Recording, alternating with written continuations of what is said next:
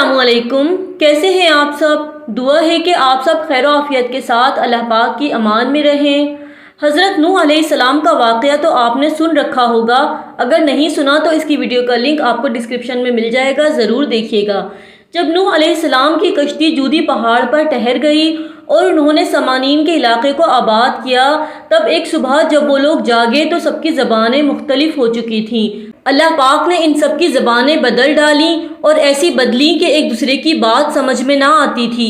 تب وہ لوگ الگ ہو گئے اور اپنی اپنی قوم اور قبیلوں کو لے کر زمین پر پھیل گئے اور پوری زمین آباد ہو گئی۔ ان میں قوم عاد ایک ایسی قوم تھی جسے اللہ پاک نے سب سے زیادہ طاقت اور قوت عطا فرمائی تھی اور سب جگہ ان کی حکومت تھی۔ عاد اصل میں ایک شخص کا نام ہے جو نوح علیہ السلام کی 5ویں نسل اور ان کے بیٹے سام کی اولاد میں سے ہے۔ پھر اس شخص کی اولاد اور پوری قوم عاد کے نام سے مشہور ہو گئی۔ قرآن پاک میں قوم عاد کے لیے ارم کا لفظ بھی استعمال ہوا ہے۔ قوم عاد دراصل 2 ہیں، عاد اولیٰ اور عاد ثانیہ۔ عاد اولیٰ حضرت ہود علیہ السلام کی قوم ہے اور یہ یمن میں آباد تھے، اور عاد ثانیہ حضرت صالح علیہ السلام کی قوم ہے، اسی کو سمود کہتے ہیں۔ ان دونوں کے درمیان 100 برس کا فاصلہ ہے۔ اس قصے میں عاد اولیٰ یعنی حضرت ہود علیہ السلام کی قوم کا ذکر ہے۔ جدید تحقیق کے مطابق یہ قوم 3000 سال قبل مسیح سے لے کر پہلی صدی عیسوی تک موجود تھی۔ ان کو 1000 ستونوں والے شہر کی قوم بھی کہا جاتا ہے۔ قرآن کی سورہ فجر میں اللہ پاک ارشاد فرماتا ہے، کیا آپ نے نہیں دیکھا کہ آپ کے رب نے قوم عاد کے ساتھ کیسا سلوک کیا جو اہل ارم تھے اور بڑے بڑے ستونوں کی طرح دراز قد اور اونچے محلات والے تھے، جن کا مثل دنیا کے ملکوں میں کوئی بھی پیدا نہیں کیا گیا۔ اس قوم کے عروج کا زمانہ 1700 قبل مسیح سے لے کر 2300 قبل مسیح تک ہے۔ ایک روایت کے مطابق انہوں نے زمین کے ایک بڑے خطے پر 1500 سال حکومت کی۔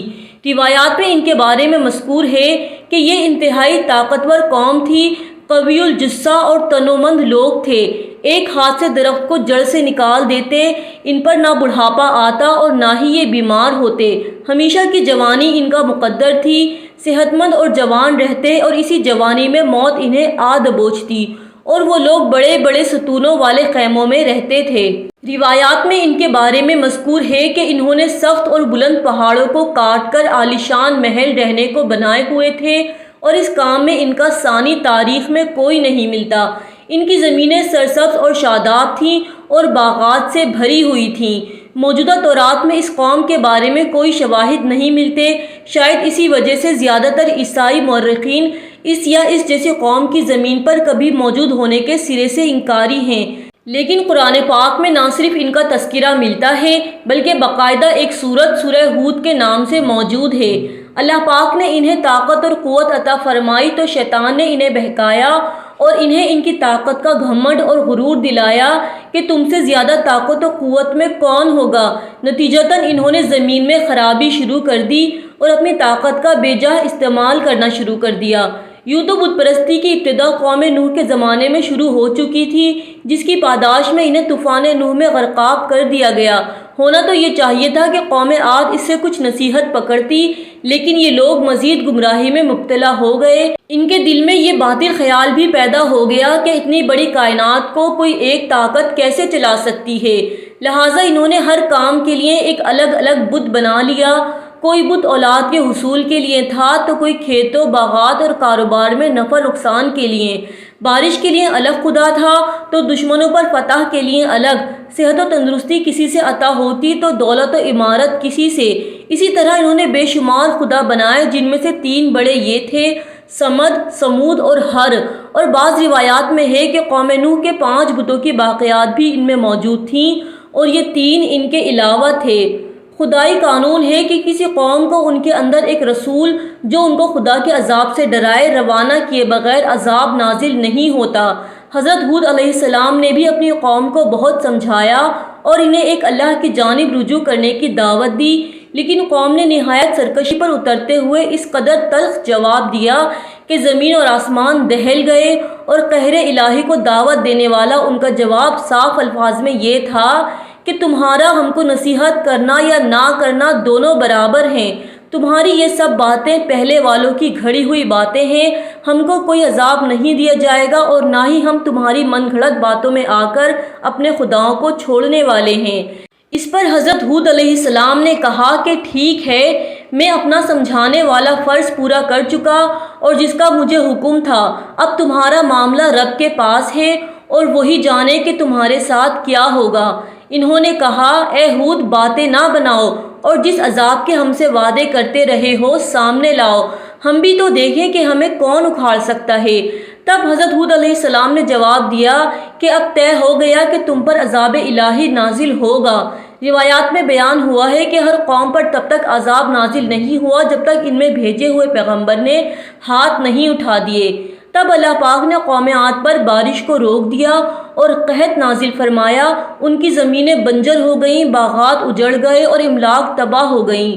روایات میں تذکرہ ہے کہ قحط کی مدت جب 7 سال ہو گئی تو وہ لوگ حضرت ہود علیہ السلام کے پاس آئے جو اس سارے وقت میں قوم کو سمجھانے کا فریضہ سر انجام دیتے رہے، اور جب قوم اپنے خداؤں سے مایوس ہو گئی تو حضرت ہود علیہ السلام سے دعا کی اپیل کی۔ حضرت ہود علیہ السلام نے جواباً کہا کہ تم لوگ ابھی بھی اللہ سے ڈر جاؤ تو وہ تم پر اپنی رحمت کے دہانے کھول دے گا۔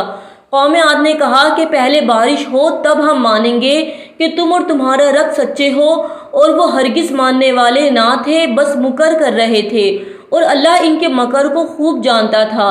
تب حضرت ہود علیہ السلام نے فرمایا کہ یہ بستی گناہ گاروں سے بھری ہے، ہمیں کہیں اور جا کر دعا کرنی ہوگی، اور کچھ لوگوں کا وفد لے کر بیت اللہ کے مقام پر جا کر دعا فرمائی۔ اور بعض روایات میں یہ بھی مذکور ہے کہ حضرت ہود علیہ السلام ان سے مایوس ہو کر اپنے تابعین کے ساتھ مقام بیت اللہ کی طرف چلے گئے تھے اور وہیں قیام کیا، اور بعد میں وہیں ایک وفد دعا کروانے آیا تھا۔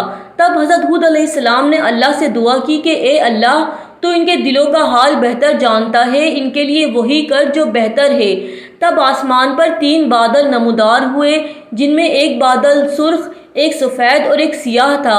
انہوں نے کہا، سرخ بادل میں آندھی ہوتی ہے، سفید خالی ہوتا ہے اور سیاہ میں پانی ہوتا ہے، پس سیاہ کو منتخب کیا۔ تب حضرت ہود علیہ السلام نے فرمایا، افسوس، تم نے اپنے لیے بڑا ہی دردناک عذاب چن لیا، اور کہا کہ جاؤ، یہ تمہارے ساتھ جائے گا۔ وہ لوگ دوڑے دوڑے خوشی سے آئے اور کہا کہ ہم مانگ لائے سب کے لیے وہ جس کی ہمیں ضرورت تھی، اور دیکھتے ہی دیکھتے اس بادل کا رنگ سیاہ ترین ہو گیا اور وہ پورے آسمان پر پھیل گیا کہ اندھیرا ہو گیا دن میں، اور اس میں سے ہوا سرسر چلنے لگی۔ جب وہ ہوا تیز ہونے لگی تو تب وہ لوگ ڈر گئے اور انہوں نے بچاؤ کی تدابیر کی۔ مرد جتنے تھے انہوں نے اپنے پاؤں گھٹنوں تک زمین میں دھسا لیے اور ایک دوسرے کے ہاتھوں میں ہاتھ ڈال کر مضبوطی سے بیٹھ گئے، اور درمیان میں بچوں اور عورتوں کو رکھا اور کہا کہ اب دیکھتے ہیں کہ کون ہمیں مٹاتا ہے، کہ 3 طرف تو پہاڑ ہیں اور ایک طرف ہم، ان پہاڑوں جتنی بڑی طاقت۔ تب ایک کڑک کی آواز آئی جسے رات کا نام دیا جاتا ہے، اور ان کے پاؤں اکھڑ گئے اور پہاڑ ٹوٹ ٹوٹ کر بکھر گئے، اور ہوا انہیں زمین سے اڑاتی اور ایک دوسرے سے یوں پٹکتی کہ ان کے سر کچلے جاتے، اور اس طرح قوم عاد ہلاک ہوئی، اور وہ یوں زمین پر پڑے ہوئے تھے جسے کھجور کے مضبوط تنے کٹ کر گر پڑے ہوں، اور ان کے محلات اور نشانیاں جو بھی تھیں سب ان کے ساتھ ختم ہو گئیں۔ قوم عاد پر عذاب کی صورت نازل ہونے والا طوفان جسے سرسر کہا جاتا ہے، جس کی میعاد 7 دن اور 8 راتیں بیان ہوا ہے، اور جس نے قوم عاد جیسے دیو قامت لوگوں پر اٹھا کر پٹخ دیا۔ روایات میں مذکور ہے کہ جب قوم عاد کو عذاب دیا جانے لگا تو فرشتوں کو حکم دیا گیا کہ ان پر باد سرسر چھوڑو، کیونکہ قوم عاد کو گمان تھا کہ ان کو کوئی طاقت نہیں اکھاڑ سکتی۔ فرشتوں نے اس کی مقدار کے بارے میں پوچھا تو اللہ پاک نے فرمایا، گائے کے 2 نتنوں کے برابر چھوڑ دو۔ فرشتوں نے عرض کی، یا اللہ، اس سے سارا جہان تباہ ہو جائے گا۔ تب اللہ پاک نے فرمایا کہ 1 نتنے کے برابر چھوڑ دو۔ تب اتنی سرسر چھوڑی جس نے ہر چیز تباہ کر دی۔ روایات میں ہے کہ رات ایک آواز ہے جو کلیجے دہلا دیتی ہے، اور بعض روایات کے مطابق یہ ایک کڑک ہے، ایک آسمانی بجلی کی جو دکھنے میں بالکل باریک ہوتی ہے پر کڑک بہت زیادہ۔ اس طرح قوم عاد اپنی نافرمانیوں کے باعث اپنے عبرتناک انجام کو پہنچ گئی۔ حضرت ہود علیہ السلام اور ان کے تابعین نے بیت اللہ میں ہی قیام رکھا اور وہیں وفات پائی۔ دوستوں، اللہ پاک نے اس قوم کو رہتی دنیا تک کے لیے عبرت کا نمونہ بنا دیا۔ حال ہی میں سعودی عرب کے ماہرین آثار قدیمہ نے کئی ایسے ڈھانچے دریافت کیے ہیں جو کہ وہاں واقع بہت سے آثار قدیمہ کے علاقوں میں ہونے والی حالیہ کھدائیوں میں دریافت ہوئے ہیں۔ قدرتی گیس نکالنے کے لیے جب وہاں کھدائی کا کام کیا گیا تو طویل القامت انسانی ڈھانچوں کے باقیات ملے ہیں۔ اس کھدائی کے بعد بہت سے قدرتی رازوں سے پردہ اٹھا ہے۔ علماء نے تجویز کیا ہے کہ یہ ہمارے آقا ہود علیہ السلام کی قوم سے تعلق رکھتے ہیں جنہیں قوم عاد کہا جاتا ہے۔ کھدائی کا یہ عمل سعودی فوج کی سرپرستی اور تحفظ میں کیا گیا۔ جیسے کہ قرآن کریم میں بیان کیا گیا ہے کہ قوم عاد خوفناک حد تک لمبے قد کے اور طاقتور انسان تھے، لیکن انہوں نے نافرمانی کی اور ان کی طاقت ان کے کسی کام نہ آئی۔ بے شک اللہ پاک کی قدرت کے آگے سب فانی ہے۔ دوستوں، ویڈیو پسند آئے تو لائک اور شیئر ضرور کریں اور چینل کو سبسکرائب کر دیجئے اور بیل بٹن کو آن کر لیجئے تاکہ میری تمام آنے والی ویڈیوز آپ کو سب سے پہلے مل جائیں۔ اللہ پاک کے ساتھ جڑے رہیے گا، اپنا خیال رکھیے، اللہ حافظ۔